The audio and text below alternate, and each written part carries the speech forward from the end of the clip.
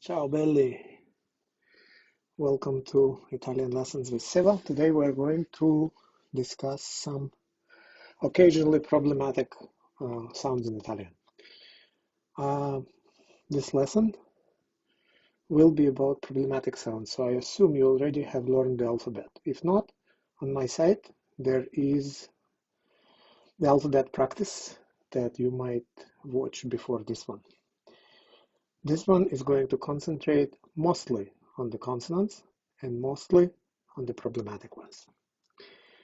So this will be the alphabet, and you see with the red dots, you have some letters that are used in Italian, but they are officially not part of the alphabet. They're foreign letters.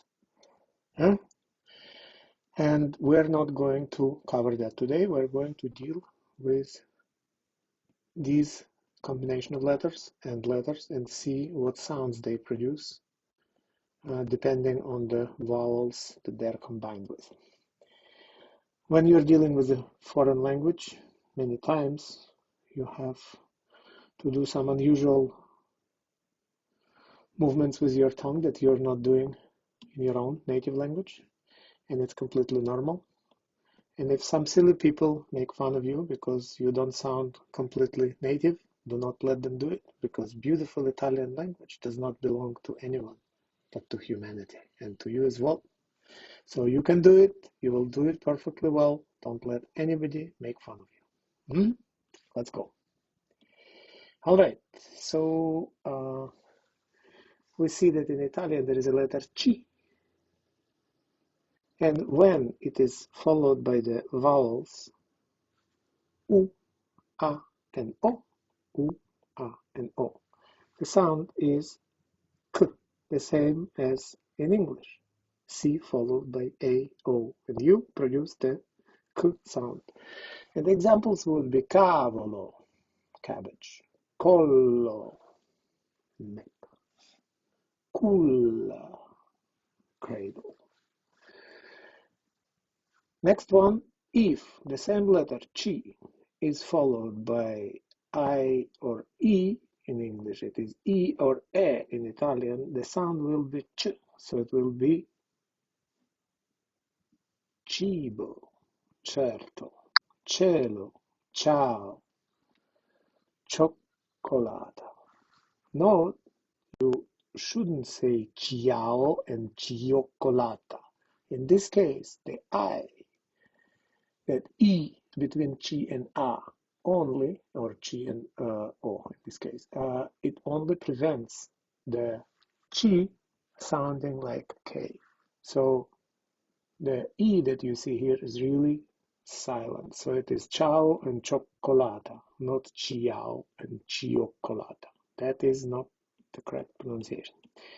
All right, next one is you have G.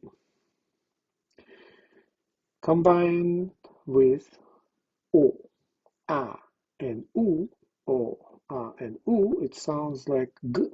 Same as in English. In English, the G followed by O, U, and A sounds like G.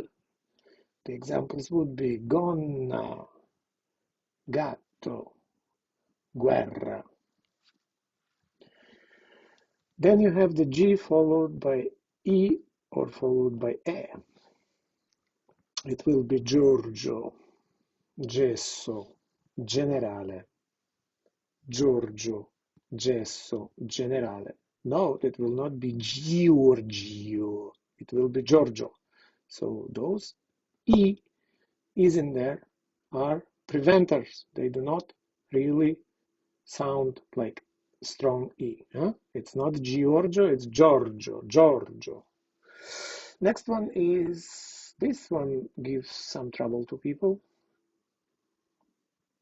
SCA, SCO, SCU, and the pronunciation will be scala, scale, sconto, discount, scuola, school, pesca, fishing. Next one will be SCE, SCEA, SCE. and the pronunciation will be fascia,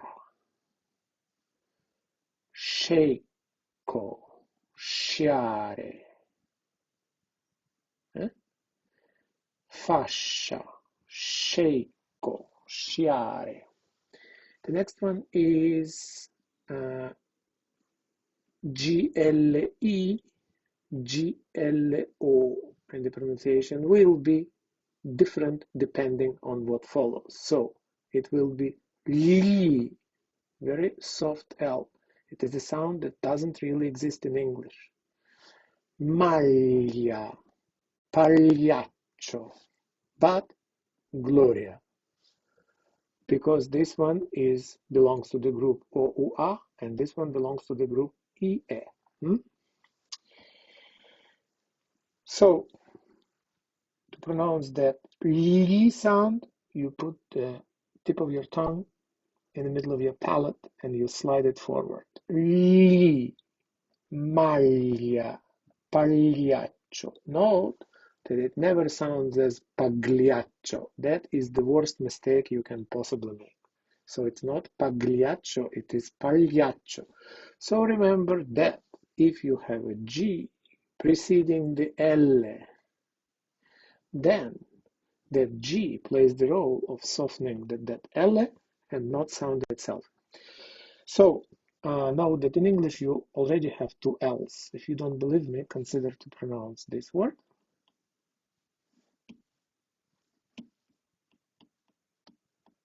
And this word. And now note if your tongue is at the same spot or not. I don't think so.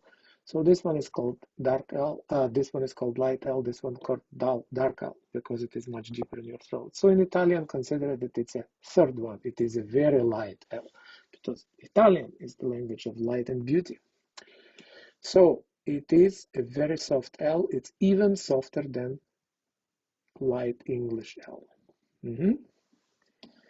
Let's move on and try to practice. We have here maccheroni, gli ananas, cacio, maglia, cibo.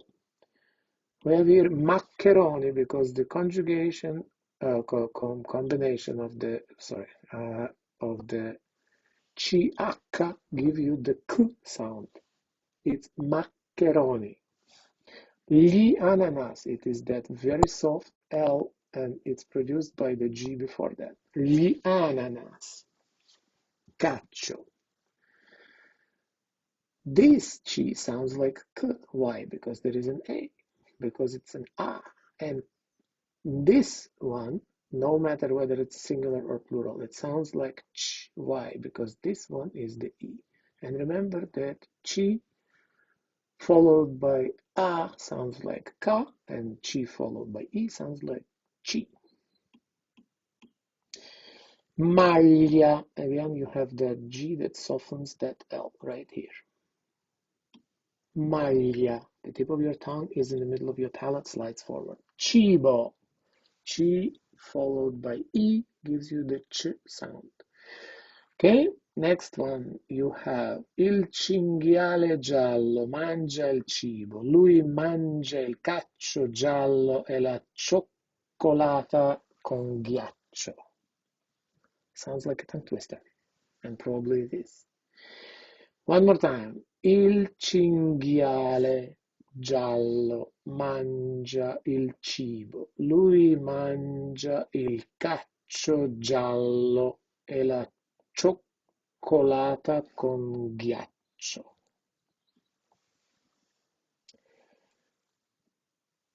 Okay, so let's see these ones. These ones are going to be a little bit more difficult. Il cinghiale gioca con le ghiande della quercia. Per il cinghiale le ghiande sono il cibo giallo. Il cinghiale si chiama Giacomo, lui è giovane.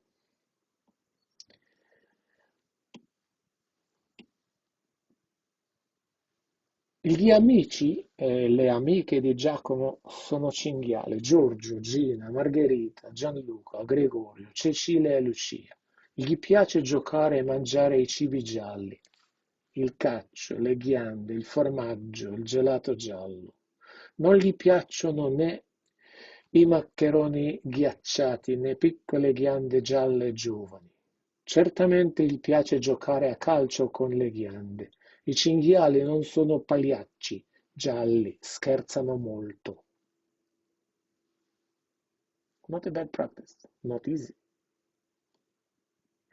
All right, finally we're going to see the combination of the GN. GN gives you the very soft N sound. Bagno. You don't say bagno, you say bagno.